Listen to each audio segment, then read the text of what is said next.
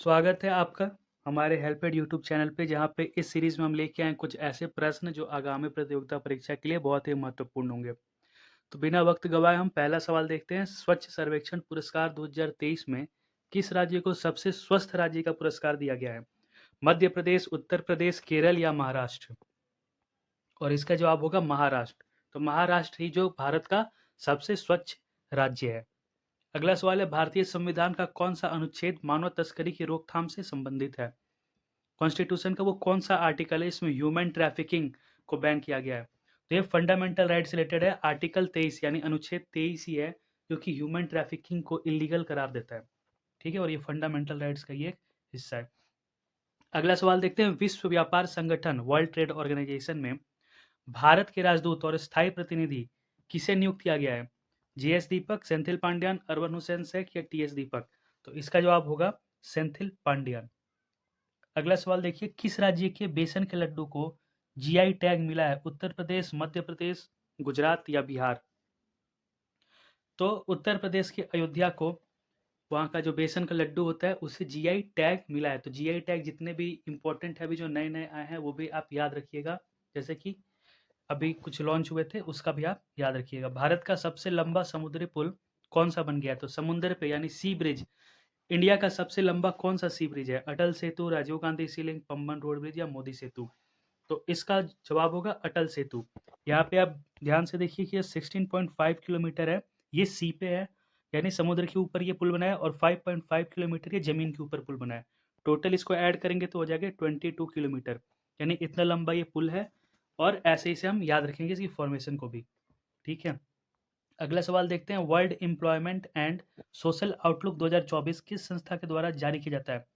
World employment and social outlook 2024 किस संस्था के द्वारा जारी किया जाता है? देखिए, World Bank, International Monetary Fund, International Labour Organisation या वर्ल्ड ट्रेड ऑर्गेनाइजेशन? तो चूंकि यहाँ पे एम्प्लॉयमेंट यहाँ पे शब्द दिया है, तो एम्प्लॉयमेंट किसका होता है? लेबर वगैरह का। तो इसलिए हम याद रखें कि इंटरनेशनल लेबर ऑर्गेनाइजेशन ही इस रिपोर्ट को प्रोड्यूस करता है। और साथ ही आप ये भी याद रखिएगा कि इसमें क्या इंपॉर्टेंट चीज़ें हैं जो कि प्रोड्यूस की गई हैं। भारतीय नौसेना का बहुराष्ट्रीय अभ्यास मिलन 2024 का आयोजन कहाँ किया जाएगा? पोर्ट ब्लेयर, कोच्चि, मुंबई या विशाखापट्टनम? तो इंडियन नेवी का ये मल्टीलैटरल एक्सरसाइज है, बहुत सारे इसमें देश पार्टिसिपेट करेंगे। मिलन 2024, और ये कहाँ पे आयोजित किया जाता है?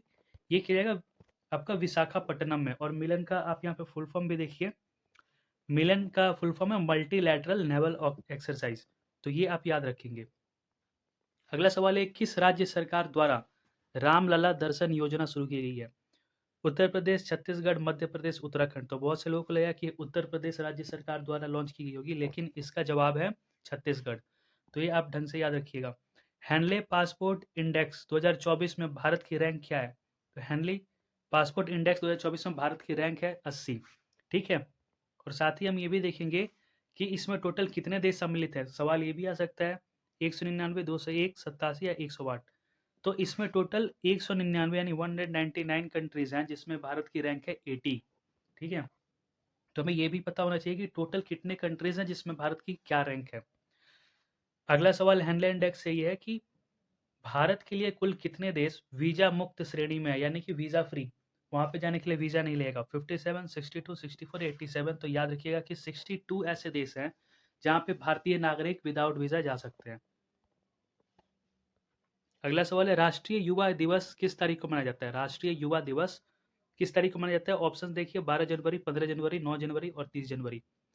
ये सारे डेट से इंपॉर्टेंट है। 12 जनवरी को युवा दिवस मनाया जाता है, किसके उपलक्ष्य में? तो स्वामी विवेकानंद के उपलक्ष्य में 12 जनवरी को युवा दिवस मनाया जाता है।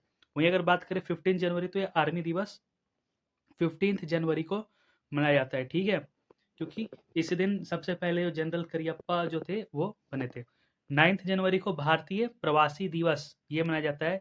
इसके पीछे का रीजन ये है कि इस दिन महात्मा गांधी 1915 यानी 1915 में भारत आए थे। फिर 30 जनवरी को शहीद दिवस मनाया जाता है, क्योंकि इस दिन महात्मा गांधी मृत्यु को प्राप्त हुए थे। तो ये भी हमें याद रखना है कि आखिर क्यों ये दिवस मनाए जाते हैं। ठीक है, अगले सवाल पे चलते हैं। भारतीय रक्षा अनुसंधान संगठन ने हाल ही में कौन सा राइफल लॉन्च किया है? उग्रम, वीर, इम्फाल या प्रचंड? तो इसका जवाब होगा उग्रम। ठीक है, बाकी हम बात करें तो INS इम्फाल बहुत ही इंपॉर्टेंट है, जो कि एक युद्धपोत है। अगला सवाल देखते हैं, दिवंगत संगीतकार राशिद खान किस घराने से संबंधित थे? रामपुर, दादरी, तलवंडी या दरभंगा? तो इसका जवाब होगा रामपुर सवान घराना से। ठीक है, अगला सवाल देखते हैं, राष्ट्रीय ऊंट महोत्सव किस शहर में हुआ? तो सभी को पता है, हुआ तो ये राजस्थान में था, पर शहर यहाँ पे पूछ रहा है, जयपुर, बीकानेर, जोधपुर या अलवर? तो कौन से शहर में हुआ था? तो इसका जवाब होगा बीकानेर। ठीक है, अगला सवाल है, किस शहर में IIT मद्रास एवं हुंडई द्वारा हाइड्रोजन इनोवेशन वैली स्थापित किया जाएगा? चेन्नई, बेंगलुरु, ऊटी या एर्नाकुलम? तो देखिए, ऊटी में वैली तो है, पर हाइड्रोजन वैली जो है वो चेन्नई में स्थापित किया जाएगा। IIT मद्रास और कौन सी कंपनी इसमें रिलेटेड है? तो ये है हुंडई। तो ये भी आप याद रखेंगे कौन सी कंपनी एसोसिएटेड है। हाल ही में गैब्रियल एटल किस देश के सबसे युवा प्रधानमंत्री बने हैं? सबसे युवा प्रधानमंत्री बने हैं और किस देश के बने हैं? फ्रांस, इटली, जर्मनी या फिर क्रोएशिया? तो इसका जवाब है गैब्रियल एटल जो है वो फ्रांस के सबसे युवा प्रधानमंत्री बने हैं। और इमैनुअल मैक्रोनी अब नहीं रहे हैं वहां के प्रधानमंत्री, जो कि इस बार गणतंत्र दिवस परेड में मुख्य अतिथि भी थे, पर अब वो नहीं है प्रधानमंत्री। अगला सवाल है कि AI ओडिसी प्रोग्राम किस कंपनी द्वारा लॉन्च किया गया है? माइक्रोसॉफ्ट, मेटा, स्पेसएक्स या गूगल? तो AI ओडिसी प्रोग्राम जो है 1 लाख के लगभग युवकों को AI से रिलेटेड ट्रेनिंग प्रोवाइड कराता है, और ये लॉन्च किया गया है माइक्रोसॉफ्ट कंपनी के द्वारा। ठीक है, माइक्रोसॉफ्ट कंपनी इसका सही जवाब होगा। अगला सवाल है, विश्व धरोहर समिति वर्ल्ड हेरिटेज कमेटी की 46वीं बैठक का आयोजन किस देश में किया जाएगा? 46th जो इसका बैठक है वर्ल्ड हेरिटेज कमेटी की, किस देश में होगा? चीन, भारत, पाकिस्तान या फिर श्रीलंका? तो इसका जवाब होगा भारत। ठीक है, भारत में ये आयोजित होगा। 27वां राष्ट्रीय युवा उत्सव कहाँ आयोजित किया गया? 27वां राष्ट्रीय युवा उत्सव यूथ फेस्टिवल कहाँ पे आयोजित किया गया? नई दिल्ली, नासिक, लक्षद्वीप या इंदौर? तो याद रखेंगे, इसका आंसर होगा नासिक। अगला सवाल है कि तेंजिंग नोर्गे राष्ट्रीय साहसिक पुरस्कार नेशनल एडवेंचर अवार्ड 2022, ठीक है 2024 चल रहा है, पर यह अवार्ड 2022 का है, किसे दिया गया है?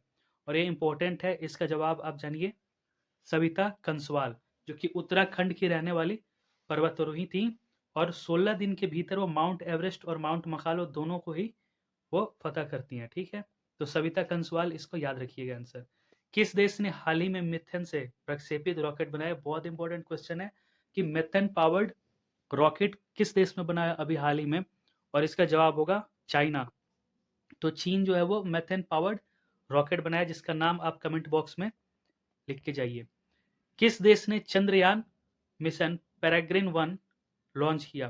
तो कौन सा देश है जो कि चंद्रयान मिशन लॉन्च कर रहा है, जिसका नाम है पेरेग्रिन? अमेरिका, इंग्लैंड, फ्रांस या ऑस्ट्रेलिया? तो इसका जवाब होगा अमेरिका। अगला सवाल है, बांग्लादेश की प्रधानमंत्री शेख हसीना को किस कार्यकाल के लिए चुना गया है? तीसरा, चौथा, पांचवा या छठा? ठीक है, तो अभी जो नीतीश कुमार बिहार के मुख्यमंत्री बने, 9वीं बार बने हैं, और इनकी अगर हम बात करें शेख हसीना की, तो इनका 5वां कार्यकाल है। अगला सवाल देखते हैं, अंतर्राष्ट्रीय पर्पल उत्सव इंटरनेशनल पर्पल फेस्टिवल किस राज्य में किया गया है? जम्मू कश्मीर, गोवा, केरल या नई दिल्ली? तो इस प्रकार के फेस्टिवल हम सभी को पता ही है, गोवा में हुआ है। ठीक है, अगला सवाल है, 2024 का पहला चक्रवात अल्वारो किस महासागर में आया था? कौन से महासागर में अल्वारो साइक्लोन आया था? तो इसका आंसर होगा हिंद महासागर, यानी इंडियन ओशन में आया था। अगला सवाल देखते हैं। तो ठीक है, आज की वीडियो में बस इतना ही है, बाकी के सवाल हम आगे की वीडियो में कवर करेंगे। इसके लिए आप हमारे चैनल को सब्सक्राइब कर दें और जुड़े रहें हमारे चैनल से। तब तक के लिए धन्यवाद।